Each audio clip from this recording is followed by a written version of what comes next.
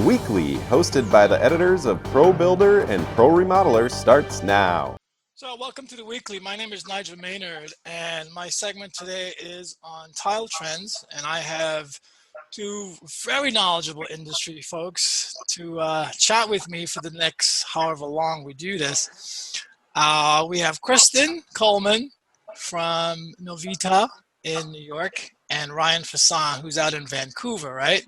Yes, sir. Okay, so we're going to start with Kristen because ladies first, Ryan. That's perfectly fine. I'd have it no other way. So, Kristen, you're the VP at Novita, and Novita is specifically focused on the design and architecture community. So, tell us a little bit about what you do with Ceramics of Italy.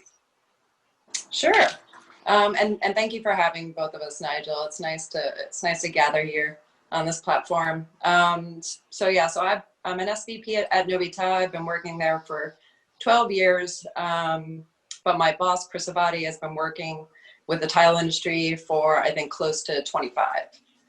Okay.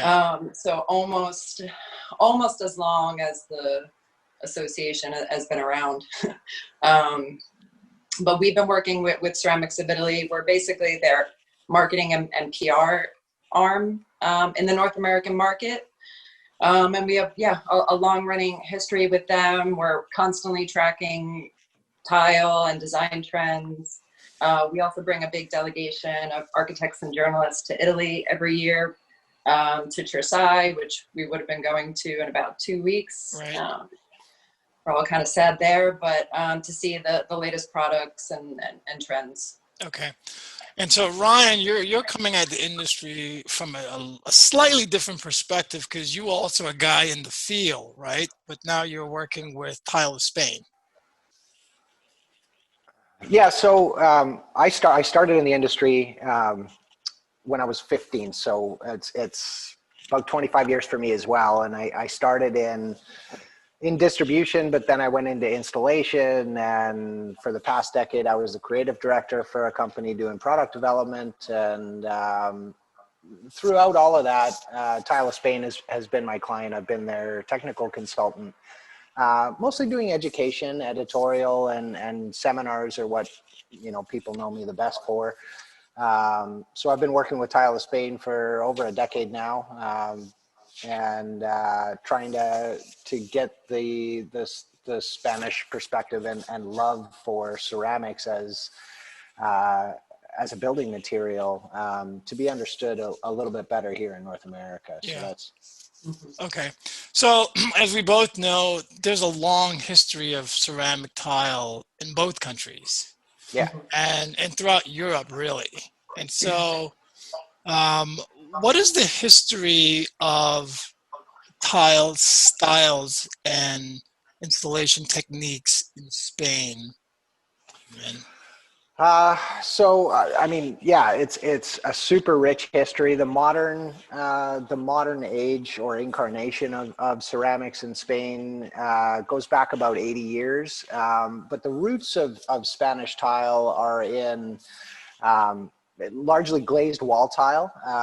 It has been really a core of the industry, and the glazing industry has persisted in Spain, and Spain actually is where a lot of the glazes and minerals and oxides and frits that the entire industry the world round uses, that's sort of centralized in Spain. So everything to do with glazed material tends to be one of the sort of specialties of the Spanish sector. Things like inkjet technology were developed in Spain as well, and first launched at Tevisama. So that's something that's really core to the Spanish industry. But I'm from essentially the Pacific Northwest, like nearby Seattle, and here timber is ubiquitous because that's what we have. Right.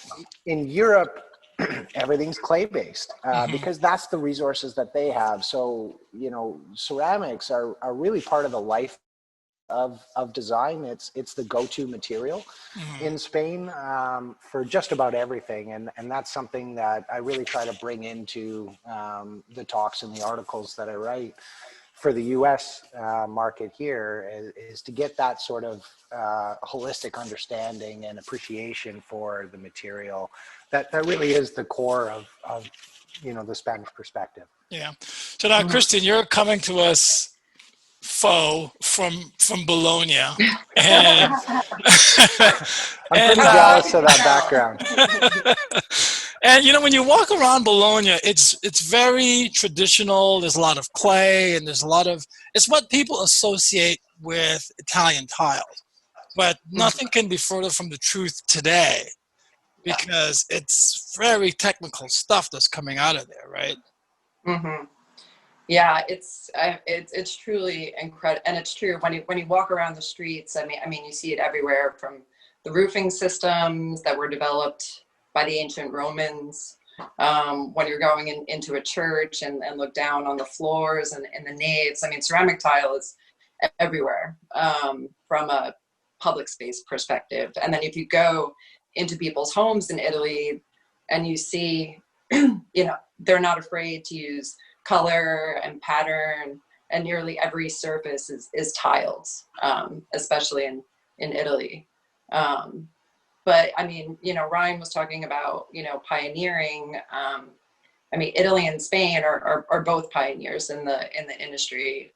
I mean, for the Italians, I think one of the biggest game changers happened in the 90s with the invention of monocultura, and that really started the porcelain tile industry. Now, what is monocultura? Can you explain that? Sure. So monocultura means fired once. Okay. So rather than taking a ceramic tile, firing it twice, monocultura, the decoration is laid on the wet surface, and then it's fired at a really high temperature. Okay. So what I always wonder is why. You're talking about two very traditional places, Spain and Italy. They're old, very old.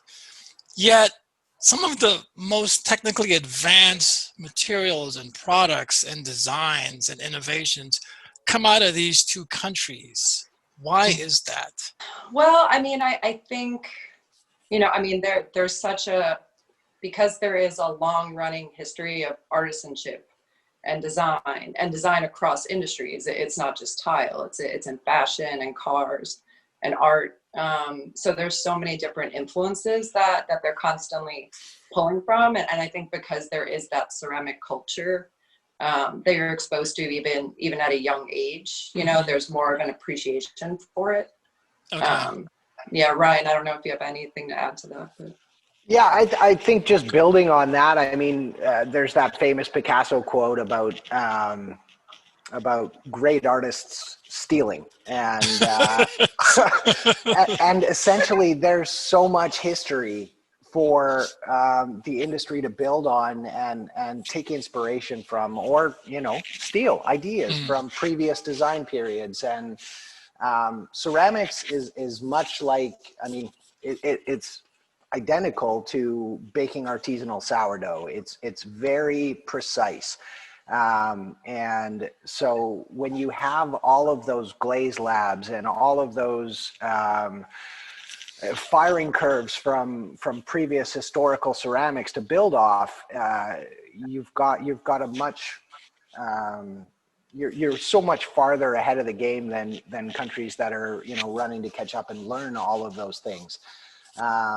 Plus, you get bored doing the same thing over and over. So, so the industry is always looking for ways to advance. I think another really big thing that's common across both Italy and Spain is energy and water is extremely expensive there. And it takes a lot of both in ceramic tile production. So finding ways to optimize the production cycle and give rise to new capabilities at lower costs and greater efficiencies is a real concern for all the manufacturers. So they're always pushing the envelope of what they can do technologically, and that then spurs on their design, and it just keeps the engine rolling. I mean, it's one of the fastest innovating industries outside of the tech world that I know of. Yeah. So it does. I mean, I think on an average cycle, they're probably introducing new products even like twice a year, I would say. Okay. Yeah, and in my lifetime, when I started in sales, I mean, a 12 by 12 tile, I remember a 12 by 12 tile coming out, you know, in my teens and thinking, man, this is huge. Don't age yourself, Brian. You know, we sold 8 by 8s, Yeah. and when the 12 by 12 came out, it was huge. And that's just in my lifetime. And I'm not that old. I mean, there's some gray in the scale. But I mean, the scales that we're doing now at 24 by 48 is kind of coming into you know, North America has been in love with the 12 by 24 for so long. And the 24 by 48 now is sort of the new medium size, and that's not even big for our industry anymore. No, I was just going to say, yeah, then you have like the porcelain slabs, right, Yeah. which go up to, you know, five and a half by 5.25. You know, yeah. Yeah, that's massive. That's huge. So let's stick with that subject, because the first time I attended a tile show, it might have been maybe 2002. And I think my first show was Italy. And it it took about 5 years before I started seeing some of the stuff that I saw that year. And I was wondering, wow, that took a long time. So fast forward to 2018, 2019, 2020. How long does it take for tile trends to leave the shores of Italy and Spain and end up in New York or California or somewhere? I mean, there's a lot of different phases to it. So I mean, during, you know, the biggest trade shows, which happen in Italy and Spain with Trisai and Sevisama, I mean, distributors and retailers go, they bring back new products. And those are technically available in the market in anywhere between 3 and 6 months. But I mean, for trends to become, you know, widely adopted, I mean, that definitely takes years sometimes. And I think, but because Europeans are so forward thinking, you know, in terms of sizes, formats, patterns, color, you know, it takes a while for Americans to kind of you know, become a little more open-minded, and a little more playful. Right.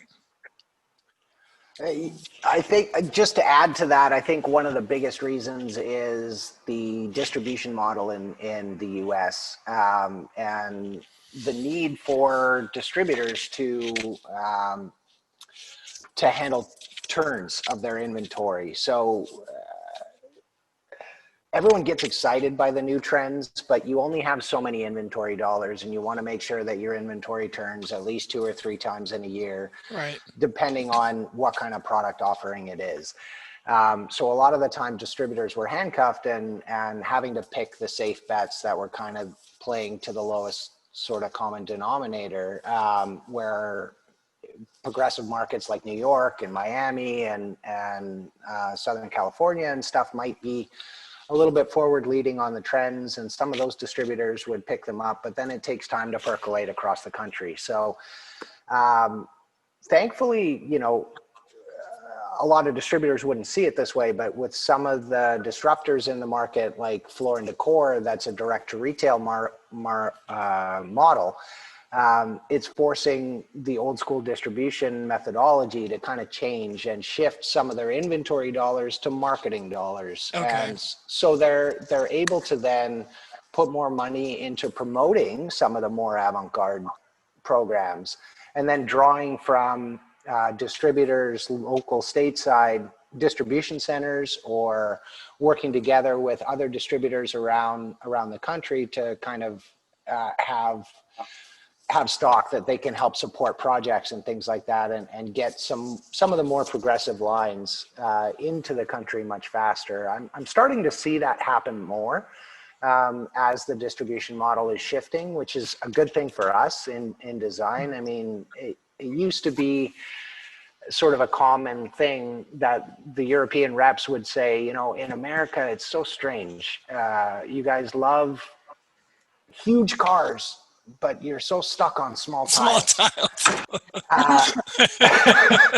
and that was sort of the running joke for the longest time, and that's starting to go away, along with the vanilla box that we've kind of been pinned in. We're not as afraid of color or pattern here in the US as we used to be, and we're seeing a lot more of that come into our showrooms, which is great. So Kristen, let's start with you, because in a perfect world, Versailles would be coming up, like you said, in a couple of weeks.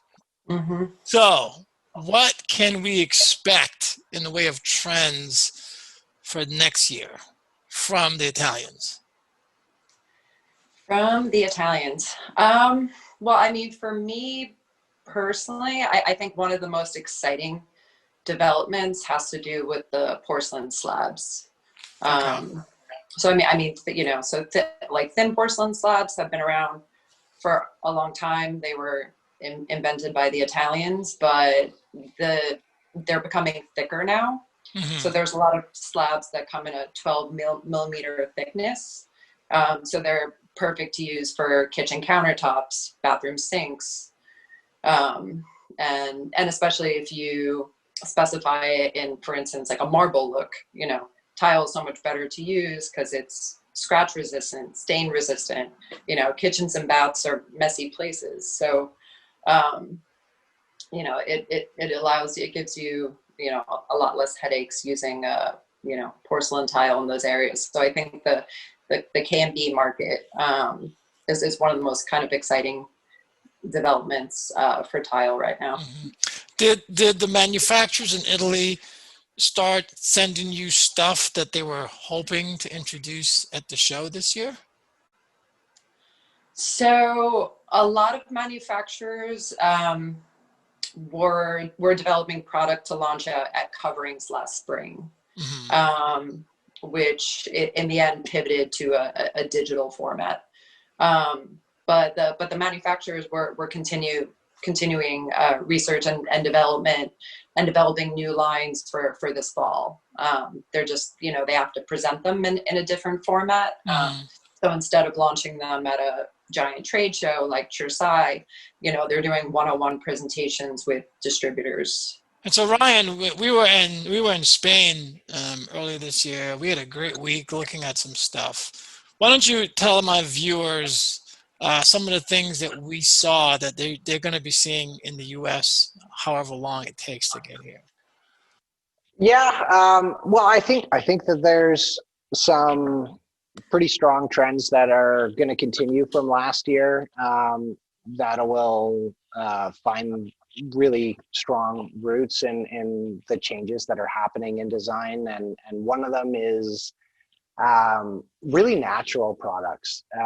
We saw a lot of sort of modern takes on unglazed terracottas and unfinished woods, and very raw and petite with really aggressive vein structures. I think all of those materials that have a calming, natural feel are going to be very, very strong this year. I started seeing a bunch of the novelty collections coming out from the Spanish manufacturers as well, getting ready for fall, winter launches, regardless of whether the trade shows are happening or not. They're coming out with new things, and that was one thing that I saw very universally across all the manufacturers' novelties, was a real appreciation for raw, natural, honest materials in ceramics, and I think that kind of fits really well with there's a really strong trend for biophilic design, sort of incorporating plants into interior and exterior design spaces, either in a permanent way or with potted vegetation and stuff like that. So plants are really becoming a very strong consideration for a lot of people.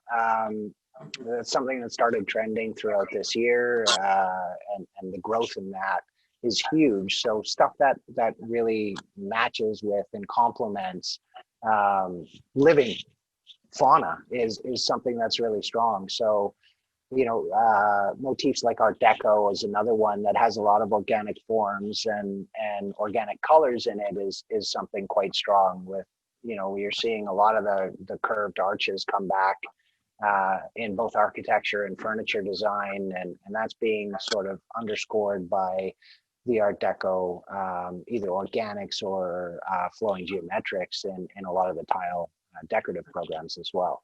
Okay. So Kristen, I'm a designer and I want to start specifying Italian tiles. Tell me about the resources you guys offer to the design and the A&D community, and where could they go to get more information on whether it's specification, design, manufacturers, that sort of thing. Sure. So I mean, for Ceramics of Italy, I mean, I think one of the key points is to, visit the website, but also follow Ceramics of Italy on social media, because that's basically the hub that will show the latest products, the latest trends from Italian manufacturers. So that's especially Instagram, that's a great, and Pinterest, that's a great place to go for inspiration. But then on the website, ceramica.info, we have a ton of resources. So there's a project gallery where you can see tiles installed in different spaces, a product gallery, so you can also see the latest products, and a lot of technical articles that talk about installation and different applications and all of the benefits of ceramic tile. So for Spanish tile, Ryan, same question. Yeah, and much the same thing. I mean, Tile of Spain also has a very active social media presence. They actually have a focused US version in their social media. So all the handles are Tile of Spain USA. Because the US market actually just this year has become the biggest consumer of Spanish tile exports. So they passed France in their consumption of ceramics this year. Okay. So the US market is a really, really important market for the Spanish manufacturer sector. They also have an association in Spain. TileSpainUSA.com is the website, and it just underwent a huge refresh, and there's a really good resource for design professionals called the Quick Ship Collection, and it's a curated collection of Spanish products that are warehoused locally in the US and available in project quantities. So they're either distributor or private distributor owned warehouses or manufacturer-owned distribution centers here on U.S. soil. So the Quick Ship Collection is a huge resource for designers. There's also a bunch of educational material that Tile of Spain has put together.